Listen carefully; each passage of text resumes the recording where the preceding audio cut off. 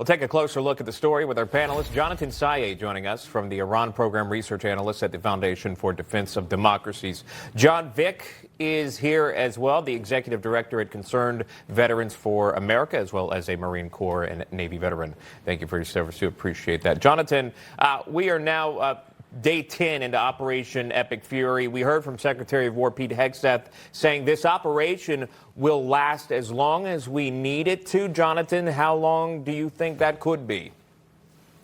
So looking at the Iranian ballistic missile stockpiles, realistically their silos are increasingly depleting. They've only had a limited amount, and to begin with, we were taking out the launchers in addition to the missiles themselves. So probably what Washington is signaling here with the war continuing is entering the next phase of it. Once the meaningful retaliatory measures from the Islamic republics are addressed, it really comes down to how we're going to move really with our policy on the ground, if we're going to empower the Iranian people, if we're going to leverage our friends in Ukraine, or really how we're going to bring the war from the sides of Iran's borders and its military installations to the Iranian streets to ensure that the people themselves can define their own destiny.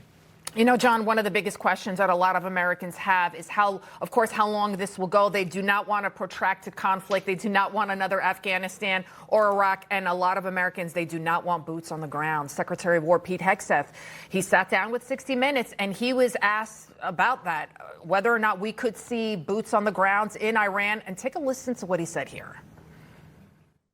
People ask boots on the ground, no boots on the ground, 4 weeks, 2 weeks, 6 weeks, go in. President Trump knows, I know, you don't tell the enemy, you don't tell the press, you don't tell anybody what your limits would be on an operation. We're willing to go as far as we need to in order to be successful. Do we have any overt or covert forces inside Iran now? I wouldn't tell you that if we did. Only reason I ask is earlier this week you said no. Is that still the answer? Yeah, that's still the answer, but we reserve the right. We would be completely unwise if we did not reserve the right to take any particular option, whether it included boots on the ground or no boots on the ground.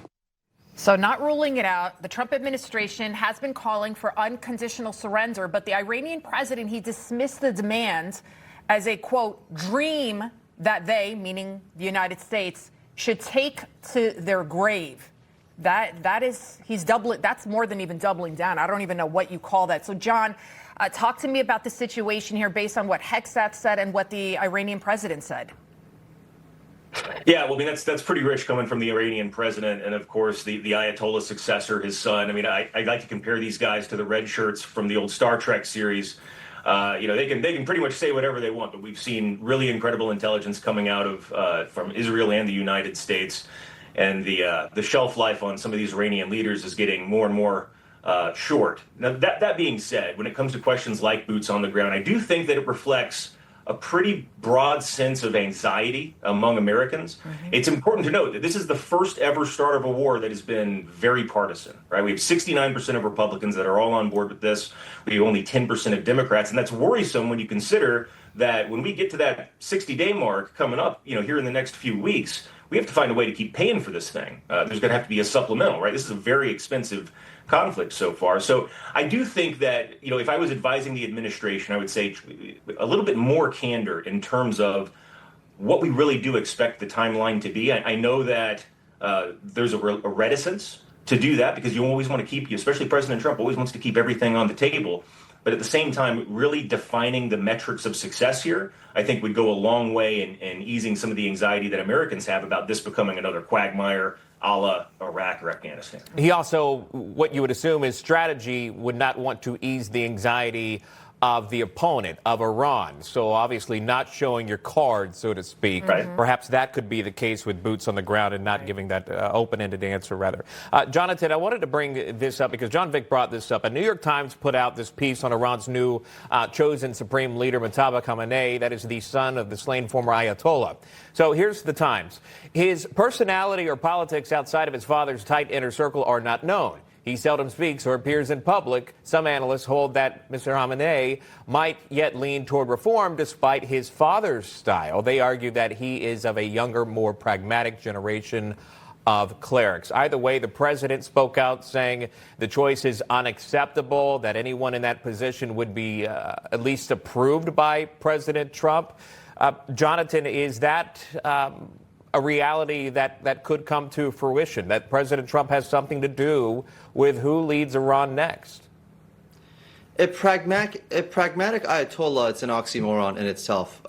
It's been half a century of Ayatollah rule across Tehran and the Islamic Republic and the Shia world. We're yet to see one that is pragmatic, that is not ideologically devoted to their interpretation of course, Islamism and jihad. So the idea that somehow we're going to find somebody within the system to work with that's going to be more receptive to an American outreach is not going to materialize in any way. This is not going to look like the Maduro situation, that you still had people that were more or less rational thinkers, were on the same side of really logic. When you talk about such an Islamist regime, the mindset is it's fundamentally different. It's a different paradigm. It to a lot of them is about martyrdom. And so far about this new guy, Mojtaba, we have not seen any indication that by any means he's going to be more quote-unquote reformist compared to his dad. He has great ties to the Islamic Revolutionary Guard Corps. He was playing a lot of the politics behind the scenes. He's led a lot of his father's initiative. And if anything, if it's any indication, he's going to be more reliant on the ideological pillars of the regime, given how fragile he is and given how weak the Islamic Republic as a whole has become. All right, Janatan Sayeh, John Vick, thank you very much. We do appreciate that.